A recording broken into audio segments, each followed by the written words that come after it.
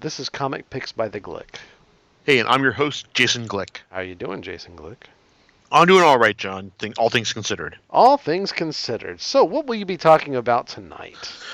Well, it's like since this is going up on the second, I'm talking about the film that's coming out on the fourth, which is Doctor Strange. Which, wow, it's like things have changed since 2008, and Iron Man made his Marvel Cinematic Universe debut, and it's like Wait. That was how many years ago now?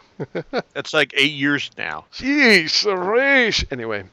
Yeah, eight years on from Iron Man's debut. Now we're getting into Doctor Strange. So it's like Strange has always been an interesting character. He's been the forefront of Marvel's mystical side, but he's never really been what you consider a A-list character. Now, A-list characters being the kind who can support more than one ongoing series at a time. It's like Strange has only been able to support like a single ongoing series, but there's also been like long periods where there's been no Doctor Strange ongoing series.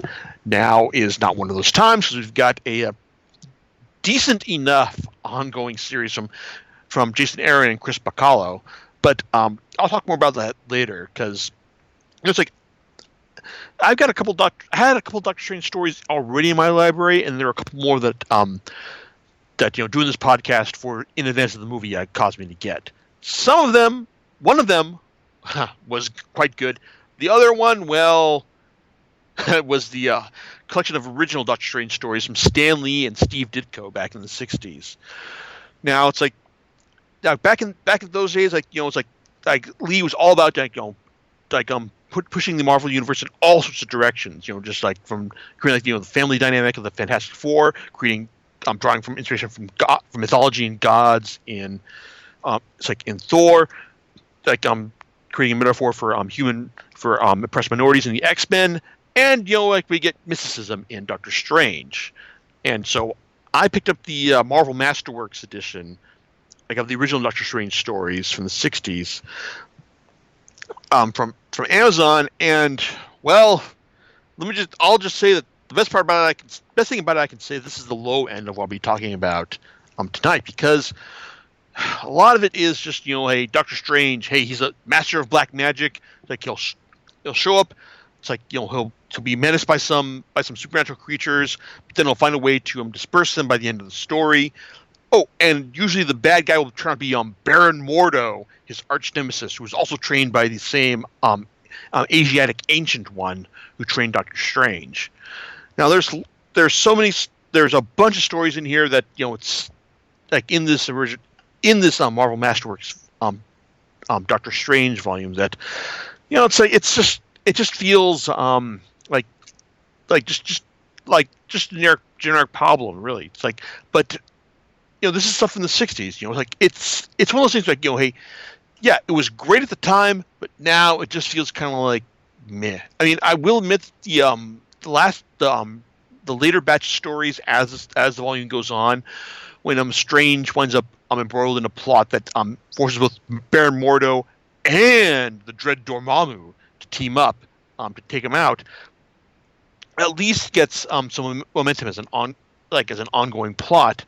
But it still kind of suffers in the sense that all this that Lee's scripting is really dated for the most part, and even Steve Ditko's art is I like the psychedelic touches that he gives to it, but it's still it's like not as imaginative as I've seen before. It's like the one thing that stands out the most though is, perhaps surprisingly, Doctor Strange's origin, which tells us how Doctor Stephen Strange was a arrogant surgeon who would only treat people worthy of his skill, or people who are going to advance his career. But after suffering an accident, he lost his ability to hold the scalpel and perform surgery, and then wound up searching for ways to cure himself, but that eventually led him to the Ancient One and to him becoming the Sorcerer Supreme. That's the basis of the movie we're getting. And it's a fairly strong origin story, of someone who's hugely arrogant, eventually being laid low, and it's like and then learning humility, it's like and compassion for others. So it's like, and it's not surprising that just about every major Doctor Strange story tends to repeat this origin tale for him, because it's like I said, it's the most interesting story from his early years, and it's pretty compelling in and of itself. So you're going to get this origin over and over again over the years. Now, and one of these, and this is no exception for one of the most famous Doctor Strange stories from the 80s. This would be Triumph and Torment, a Marvel graphic novel featuring Doctor Strange and Doctor Doom. Now, this was originally, like I said, this was originally a Marvel graphic novel from veteran Doctor Strange writer Roger Stern and Mike Mignola, before he basically told Marvel and DC to say, hey, I'm going to screw you guys. I'm going to go and create my own character and my own universe and get paid for doing that.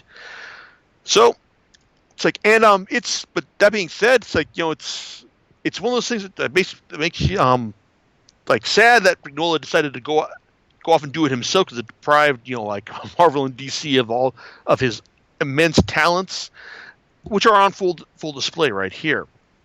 Triumph and Torment is also full of the the lot of the imagination and ingenuity that I like to see in my superhero stories, and also it's a great a portrayal of Doctor Doom's character, because really, even though Doctor Strange gets top billing in this story, this is really a Doctor Doom story featuring Doctor Strange.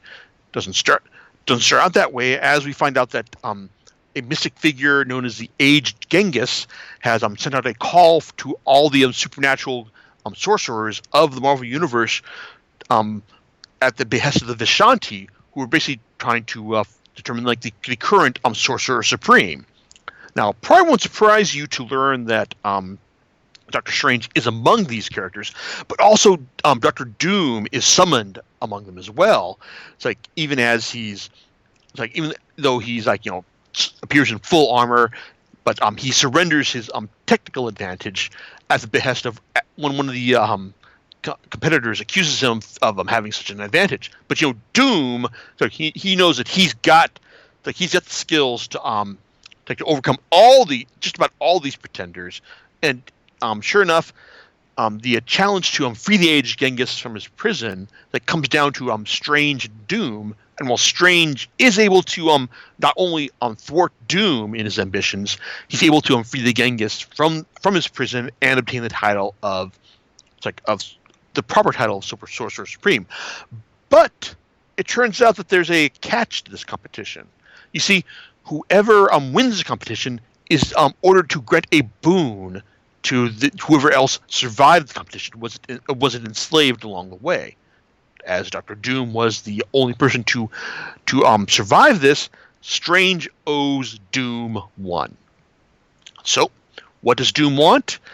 Well, it turns out that every year on Midsummer's Eve, it's he's been fighting the forces of hell, specifically, and in terms of Marvel's version of hell, Mephisto, to obtain the soul of his mother, who sold her soul to Mephisto in order to gain the power to basically take out the people who had the Latervian government who had tried to oppress her gypsy people. She realized that Mephisto had sold her short on what the deal entailed, and while she got power, she didn't get control. Then she wound up dying in the process, but Mephisto got her soul. Doom has been fighting Mephisto's forces every year, ever since, and now he's got Doctor Strange in his pocket to help him get his mother back, or his mother's soul back. Now, this is a great portrayal of Doctor Doom's character, showing him as someone who is arrogant, who is arrogant enough to demand the Aged Genghis, direct him to the people who can like show him the mystical means in order to get his mother's soul back. It's like prior to becoming Doctor Doom, but also it's a great moment when like Age Youngest remarks about how there's this minor Doctor Doom suffers some minor scarring in his earlier attempts to get his mom back, and Doom is just like, bah! It's like no one should gaze on the visage of the scarred visage of Dooms. So who was just like arrogant enough to just like realize that this minor scar is just like a huge, physical impediment, and then it's like then you get the bit where or Strange after finding out the more about like what happened to Doom's mom, he's just like, well, this is the case. Like, it sounds like she was really screwed out of this deal. Why didn't you just why didn't you just ask me for help? The Doom, and there's this great moment where there's like there's a silent panel, and then there's this bit where it's like Doom is many things, but Doom does not beg for help. It's like just that sheer arrogance he has. It's like in dealing with and showing that hey, he's not going to ask someone for help because he doesn't believe in charity. He believes in just like it's like in the right. It's like in power as a right. And once you get into once he and Strange go into hell, there's like lots of so there's lots of spells flung around and treachery. It's like on Mephisto and Doom's part as well. But the story does have a lot of great end on a great moment when you find out that I'm probably not spoiling anything to tell you that yes, the soul of Doom's mother is saved, but it's at a great personal cost to Doom, and it's done in a way that hey, wait, was this his plan, or did his arrogance indirectly cause her to be saved? Stern leaves that bit ambiguous, and it's like the best bit of the story. Now, and when you're having like Mike Mignola draw visions of Marvel's hell, the demons that accompany it, and Mephisto himself, well, you really can't go wrong right there. I mean, yes, this is like a good 5 years or so before he dug into Hellboy proper, but his line work is still great here. The only real issue I have with it is that this is the first time I've really seen him inked and colored by someone, and this is Mark Badger, and it's it's all right, but I miss the distinct colors that Dave Stewart gives Mignola's work. So that's slightly disappointing, but it shouldn't take away from the best bits of the artwork. And also, I will admit that this is originally published back in 1989. So yeah, you're taking the dialogue being overwritten and overwrought as being kind of a given. So, but still, I think that the core, the imaginative nature of this of the story and the stronghold that Stern has on Doom and Strange's characters is great. It's like, so overall, it's like I'd recommend picking it up. You can get it on sale from Comixology right now, and it's also available in softcover with a lot of supplemental stories that are actually of some relevance to the to Doctor Strange, to the story at hand. Like you've got the original story from Stan Lee and Gene Colan, which establishes Doom's tradition of fighting for his mother's soul on Midsummer's Eve. Another story from Stern's Doctor Strange run that establishes Doom as contemplating seeking out Doctor Strange as a teacher in the mystic arts, and a couple of Submariner stories from Bill Mantlo and Mike Mignola. It's like overall, it's like it's a nice package. So even if like I said, it's filled up by stuff by additional stories, like it's well worth your time. But if you're looking for a contemporary Doctor Strange story that is more like in tune with modern writing standards and modern art, I'd recommend The Oath by Brian Vaughan and Marcos Martin, who have since also decamped from Marvel to do their own creator-owned stories in the form of The Private Eye and The Border. It's like on their panel syndicate project. But their Doctor Strange story, The Oath, real it was good enough to make me wish that they had gone on to do an ongoing Doctor Strange story, which because it does a great job of of establishing Doctor Strange's power set, it's like his character, it's like, and also telling a nice anti HMO story as well, because it starts off with Wong, Doctor Strange's faithful manservant, bringing him to the Night Nurse after he's been shot in his Sanctum Sanctorum, because it turns out that Wong's been suffering from brain cancer, and Strange has been trying to find a way to cure him of this, and it turns out, and after obtaining a panacea from this pocket dimension, well, it turns out that this specific cure isn't just for Wong's brain cancer. It can cure all cancers forever. And I'm underselling it right now because it turns out that that it's actually a bit more powerful than that, and that's what draws the attention of it's like of certain industrial parties who want to secure this, and it's like, and if it turns out to be what they think it is, it's going to be poured straight into the drain. Vaughn does a great job of nailing Doctor Strange's it's like his newfound compassion, but also his arrogance, in the sense that he's a guy who will fight a pocket dimension demon to the death in order for his best friends, but he'll also condemn it's like the guy who shot him to a personal hell of suffering. And he also has no time. He suffers no fools as well. It's like, but Vaughn also does a good job of showing you that he's good.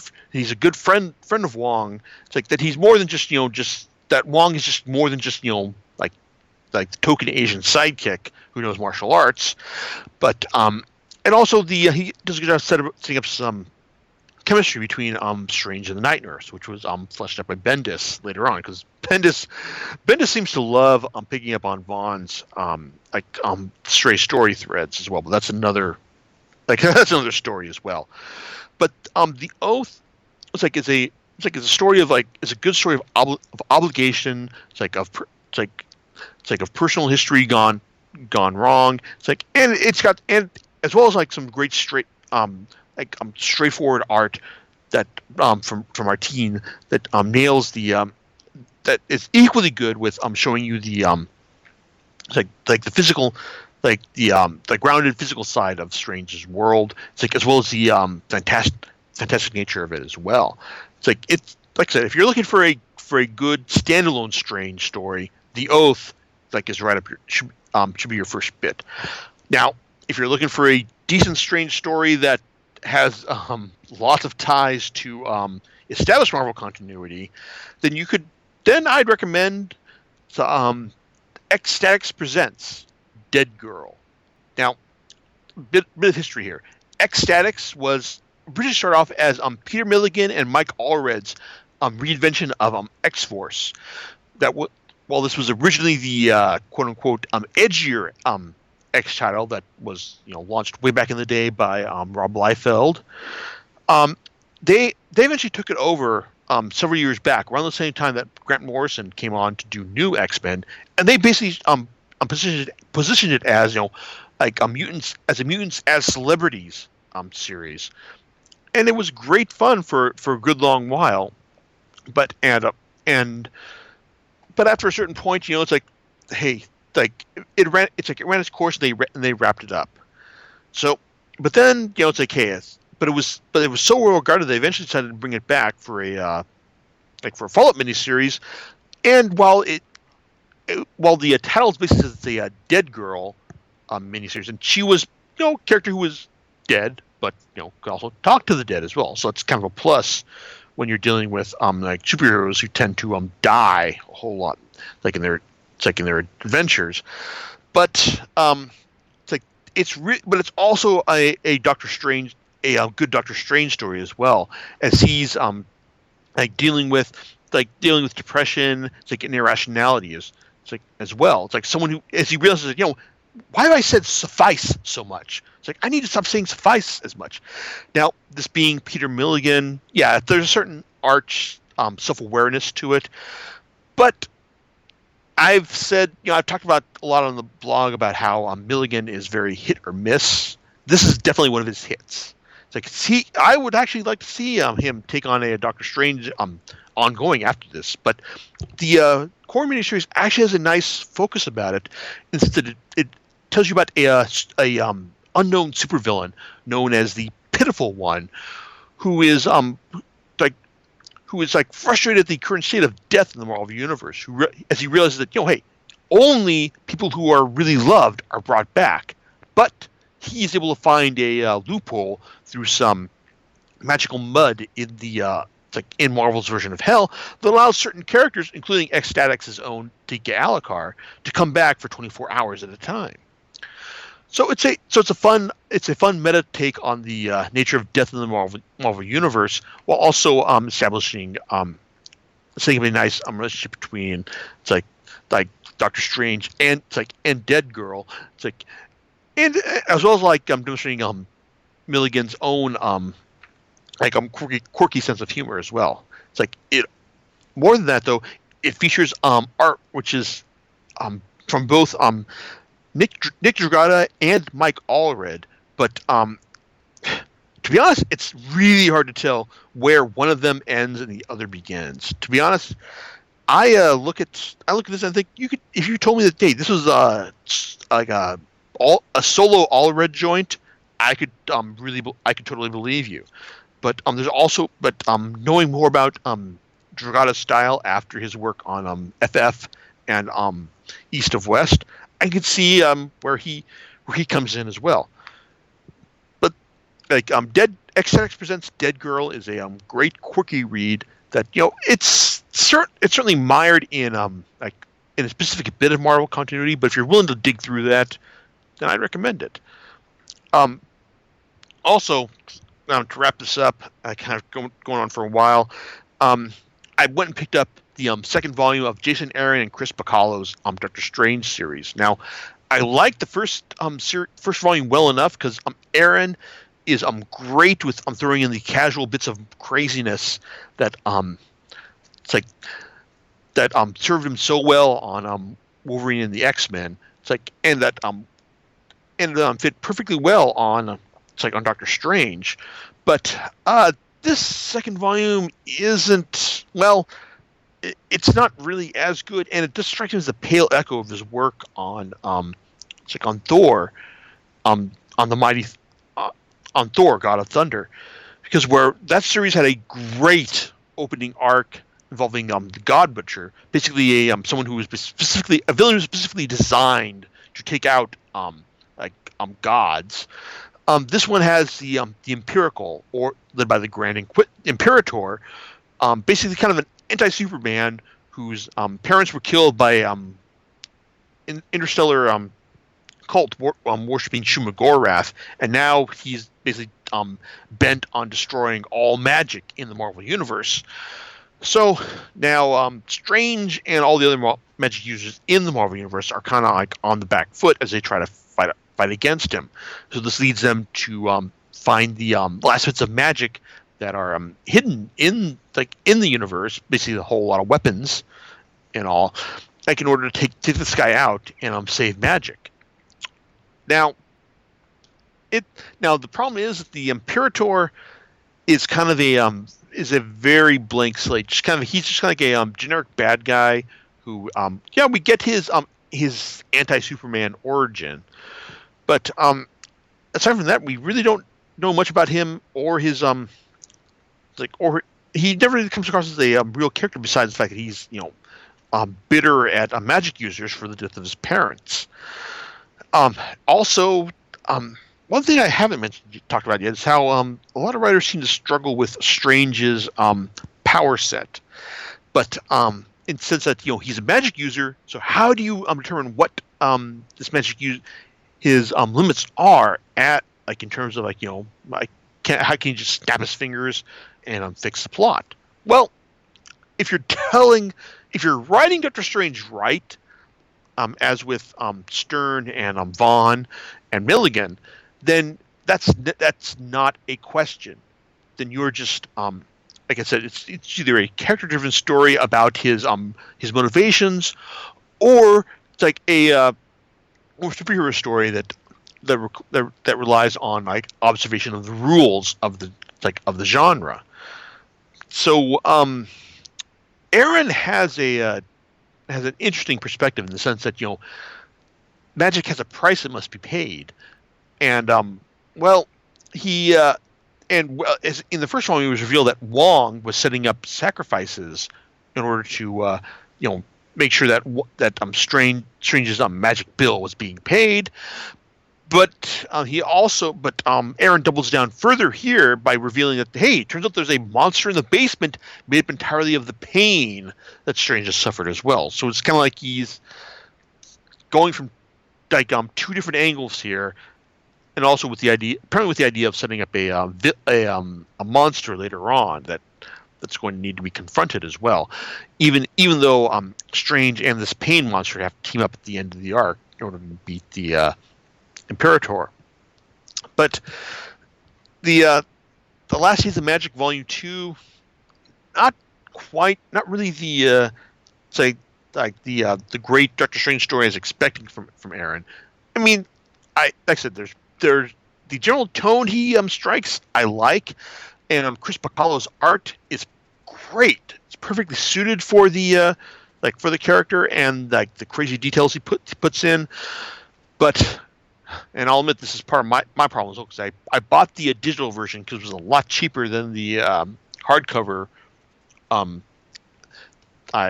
would have had to bought for this podcast, but I'm still waiting for Amazon to put out a Kindle that is quote unquote comic book sized. So really, it's like I'm again, and as soon as I do, I'll cash in more frequent flyer miles to buy it. But as it is, it's like I had to do a lot of finagling in order to make it look good on my Kindle HD Fire 10. So yeah, it's like I said, if you're looking for good Doctor Strange stories, Triumph and Torment, The Oath are great for like people looking for like fairly continuity light approaches. Ecstatics presents Dead Girl if you're looking for a bit something that you can deal with a bit more continuity heavy stuff. The ongoing series from Aaron and Bacalo, not bad, but to be honest, I was expecting better. So I certainly hope the Strange movie is as good as the reviews are suggesting. I mean, they're basically saying that, hey, even if it hews really closely to the Marvel formula, it's as visually striking a Marvel movie as we've seen yet. So I'm optimistic, and I'm looking forward to it. And hopefully this will help drive sales of good Doctor Strange stories. John, any thoughts on your end about all this? Yeah, I hope the movie's good too. When is that coming out? I forgot. This Friday. Wow.